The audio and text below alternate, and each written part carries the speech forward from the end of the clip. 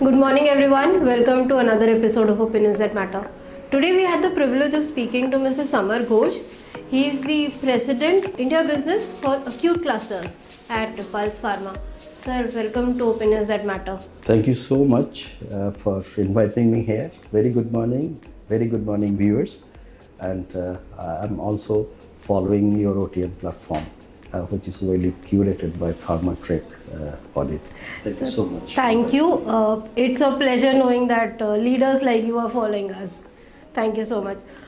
Sir, I'll begin with question that is one of my favorites to ask to all the leaders in the industry. You have worked with many companies, sir, in the Indian markets. So, how have you seen the industry evolve over these years? Yeah, it's an interesting question actually to start with, So last 3 decades, when I look back and just come today, it's extremely evolving. And I feel always proud about being a responsible pharmaceutical person, which is knowledge-based and highly regulated. So in this kind of segment, when you are trying to work, you need to really observe things very minutely, how things are going along with you. And I'm quite fortunate that I happen to work with foreign multinationals as well as Indian responsible marketing organizations. So what is my take from all these organizations so far? I'll just try to brief you and so you can understand about how the entire market is evolving. When you work with the foreign multinationals, that you try to understand about you are wearing a hat. You are having the responsibility of being the custodian for that kind of key responsible area operations. And it's not just disparate sales, it is not just disparate demand. You need to always keep in your mind that we are here actually to make a change in millions' lives. So I have learned about, while doing this kind of noble partnerships with the healthcare practitioners, we need to really understand the art of being interdependent instead of being independent. Because the job profile is so complex, you can't just do it alone. You need to really collaborate nicely with other stakeholders time to time, and ultimately the delivery matters. And that is an art. As a leader, one has to learn, and I'm very lucky that we have got a lot of understanding on this. Second point is the compliant way of doing business. Because you are in healthcare, so you can't just jump the gun. You need to be fully strategic. The strategy has to be well aligned to the values of the organizations which is already set. So when organization is having credos or a set of values, how you are going to reflect, how is it going to resonate through your actions? Because one side is product and service, other side is your action. How this is going to marry? I think that's extremely important, for a meaningful orientation. This possibly we could learn a lot from the foreign multinationals. And when it is coming to the strategic alliances and the tactical game plans, the key performance indicators are extremely important actually if you don't measure something, you are not going to really get the success. And success depends on multiple factors, but you need to really well define the KPIs. So there is a process, there is a chemistry. That chemistry possibly is just drawing this larger canvas, how you are going to come from the word known as innovation. So whether are you listening to the customers, to the the R&D innovations, to the process innovations, and to go-to-market innovation. So as a responsible marketeer, we got this opportunity to get a lot of orientations out of that, working with different stakeholders. But when we worked also with the Indian companies, and that has given us tremendous level of knowledge about customer proximity, the turnaround time, the rigor and not giving up attitude. because you need to have tactical game plans much faster and better than the competitors. That agility you learn from the Indian companies, True. and the alignment you learn from the Multinationals. foreign multinationals Right. that time. But I think this is actually marrying each other, because today's India's organizations are truly multinationals, and the adaptability is the game of everything. So today I'm very proud that Indian multinationals are extremely responsible, and they have understood staying in much more challenging environment, because not every day you are getting the research molecules, you are having branded generics, you did reverse engineering, you try to focus on the best in class quality as well as affordability for the millions around the globe. I think that is extremely, extremely challenging, and where Indian companies every time is just standing tall and tall. So, if you really ask me, the bottom line is the alignment and agility being in healthcare. Uh, I got these two different strides together, and we need to learn that how to really go along with that, being a responsible marketeers going forward, and that is exactly what I do in my practice. Right. Sir, you have you heading the acute clusters here, and you had a long career in the acute therapies for quite some time. There's a question that keeps coming back to me again and again. That is, acute is generally regarded as a therapy wherein you need to generate a prescription on a daily basis. Is this assumption true even in today's context? Yeah, but very interesting question again. So the acute and chronic, these are the two things that are dependent on the onset of the disease progression, and how much time of hospitalization is required, or what is the etiology. So, for example, that I think again these acute and chronic are having blurring the boundaries. The clinical manifestation possibly can be termed as acute, but going forward, once you are trying to understand what is the primary and secondary cause or etiology of that acute problem what the patient is suffering, might be chronic. The asthmatic attack could be acute, but asthma is chronic. Somebody is coming out, with the low back pain, that is acute, but actually the osteopenia and osteoporosis would be definitely termed as chronic. So we need to. This is an opportunity, for a marketeer, and you need to have that the clinical eyes and ears. The way HCP earns that. That what is these clinical manifestations? What is the correlations between biochemicals, parameters and clinical manifestations? So today acute. So when I look into your report, that the anti-infectives, when the unit degrowth is happening, you can see a pattern also in respiratory, that there is a degrowth unit. So instead of looking the different verticals in isolation, if we see the pattern that in the drug regimen, ultimately that will be prescribed by the doctor. So if you look into regimen of any of the healthcare practitioner, so there will be a blend of acute and subacute or chronic. It all depends on how to address the disease or the suffering. So first I need to really give the relief to the patient, and then I need to really investigate that what is causing this pain. And then after that, I need to really treat that cause. So I think this is absolutely a blend of acute and chronic. As you said, yes, acute is having, when you do the volumetric for any product projection, if it is categorized as a typical acute, yes, the duration of treatment is quite short, but that is how we look into the predictability. But definitely there is a pattern from acute to chronic and subacute. So these are all interchangeable, based on the patient. Patient is one, and that is going to change, and it's very fluidic. So I think, that we need to have clear visibility about the drug regimen, the disease, the prognosis, and then getting into that what kind of, the drugs are getting inside on priorities.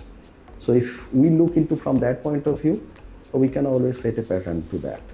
Sir, also what I would want to understand from you is what is the new and exciting that is happening here at Pulse Pharma under your leadership? I hear Pulse Pharma as a company is driven by innovation. So, what is the innovative, new innovative that is happening here? Oh, that's a very, very relevant question. Today, I'm very fortunate, when I look at, last 2 years, I've been in this system, and possibly that it is the most exciting phase of these organizations which is going through. And this has again started with the founder, managing director, Mr. K.V. Rambabu, who has envisaged the kind of the growth target model for these organizations, chosen a very difficult path 26 years before. And today we are all working as a team to how to make a 26 years young organizations which is going to thrive in this marketplace with a single objective to make a difference in the patient's life. Our entire value system is evolving around that to reach to the unreached and serve to the unserved. And if you really look into the name, everything starts from that. It's very enigmatic. The pulse is always it is being alive, and it is responding to different need of the organs. So that is how we know it is pulsating. So similarly, that our products are exactly resonating that kind of the purpose for the organizations which is set. The organization basically, if you look into the three ways organization wants to grow, with nutri-therapeutics, with nanotherapeutics, and with cell therapeutics. So this tripod is beautifully curated so far, and for the sustainable growth and development for these organizations. Our the managing director has been always emphasizing on the quality and the affordability and a meaningful, credible, evidence-based promotions. So that always helps me to have a spontaneous alignment that whatever we have learned, that how to really make a difference in the patient's life, and which I can see at Pulse the scope of doing so with our kind of product and services. So if you just giving an example, how the vitamin D was seen, today it is totally different by the healthcare practitioners. And initially it used to be like supplement. It is for acute, but today this supplement is getting evolved through this transformational agenda in the medical field to the chronic as a therapeutic. So to get into that, what kind of medical evidences are required? What kind of partnerships with different specialties are required? So we have been doing thoroughly with the Gynec Society, with orthopedics, with cardiology and endocrinology society. We are tremendously depending on the inputs of the advisory boards, their thought processes, getting the insights from those thought processes, creating advocacies, having a circle of influences, and going through outreach programs to make sure that when patients reaching out to the doctors, they are getting this latest and best vitamin D, which today we are having. Similarly, that few days back we launched one Acute, basically, which was their product in the pain segment, and in that pain segment, now we would like to take a resolution. So every product when we launch, there is a purpose behind that. So here, when in the pain segment we have launched, we have a very distinctive purpose, that how we can avoid indiscriminate use of NSAIDs to the patients, and that is in concurrence with the healthcare practitioners. And so if we can do that, we can differentiate between painkiller and NSAID. I think that is a great benefit to the patients going forward. Similarly, that for the bone health, we are having certain products, which are giving a tremendous level of experience. We are into safe motherhood programs to take care of the PPH, the both morbidity and mortality of to the mother. So if you look into, we are becoming the back champion. The backache is going to happen because of nervous system issues, or maybe because of muscle, because of bone related. Pulse is having distinctive superiority profile with its product range to really address these issues of the healthcare practitioners. So giving these examples in just few of the lot, and when we talk about, we take the responsibility of the quality as well as the whatever the claims, what we are going to do that. We first reach out where the problem lies, and then we try to make sure that our 1,000 field force, they're well trained and they talk what is supposed to be talked about. So they should understand about that they are responsible partners to the healthcare practitioners. So we are creating a nice ecosystems in this company, which is just emerging out as going to be definitely one of the most admired organizations, which is Make in India, and this is what our endeavor is. And I'm very, very thankful to my all co-workers and fellow colleagues, our research and development, which is world class, our support function teams. They're working day and night to make a change. Actually, not just sort of we are in the rat race of creating the numbers. So we always call it as the size of the organization is seen the size of solving problems. That is, everybody is trying to work with this common language. And I'm very happy and fortunate to be a part of this journey so far. That's lovely. Sir, one last question. What is your advice to young, champions entering the pharma industry and wanting to make a career in sales and marketing here? So when you talk to the young generation, so you face two problems, that they are impatient and they're extremely intuitively intelligent. So you can't really have a storytelling, which is boring and which is taking so much of time. So you need to be very sharp in communication and how you are going to really make them attentive. So that gives you a lot of learning actually. That are we still relevant to this new set of generation? Yes. I must talk about three things, because every day in your platform and so many things are getting bombarded, and all things are extremely important. To me, for 20 years, I was in product management, so I am having certain level of pain and pleasures for this segment. Three things I feel are very important, and critical success factor for all the young product management fellow colleagues. Number one, you need to be in full sync with the vision of the organization. The organizational vision and your perspective cannot change, because you are coming from other company, so you will start thinking in that line. You might use your expertise, your experience, but when you are getting into the casting of the new organizations or where you are working, you need to get a full immersion of the organization vision, the capabilities, the strengths, and how it is going to be make sure that with available resources, I can make a difference. That attitude is extremely important. This is an attitude. Next one is understanding strategy. We keep on talking about strategy. Everybody more or less, it has become a ritual to make a brand book or brand plan. And if beginning of the year or last quarter of last year or the next financial year. Yes, we need to understand this brand book is made for what? Is it to satisfy somebody, or is it to satisfy myself? We create insight, we go up to strategy, but once the strategic levers, LPs or leverage points we are trying to explore and identify, and getting into tactical events, we lose everything.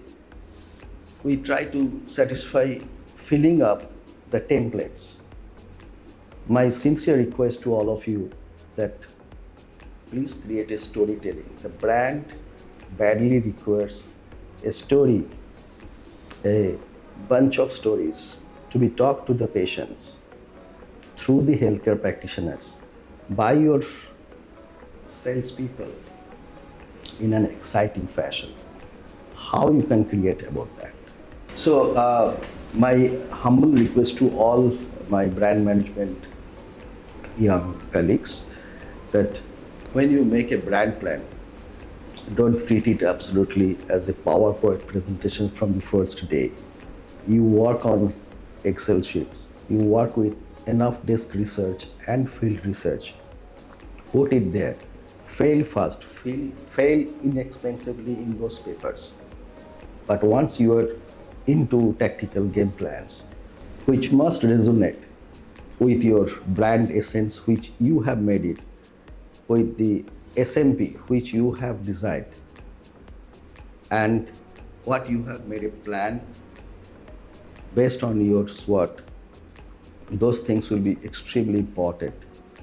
You are not making a brand plan for somebody else.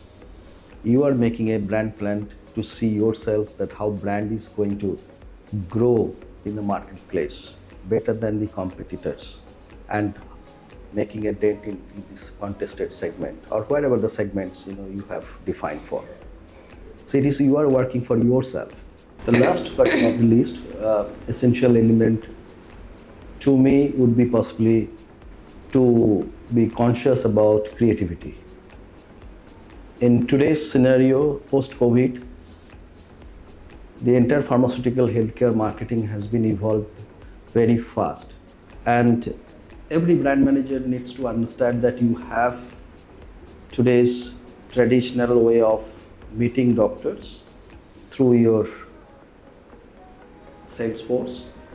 Another one is you don't do that because you are only meeting X number of doctors.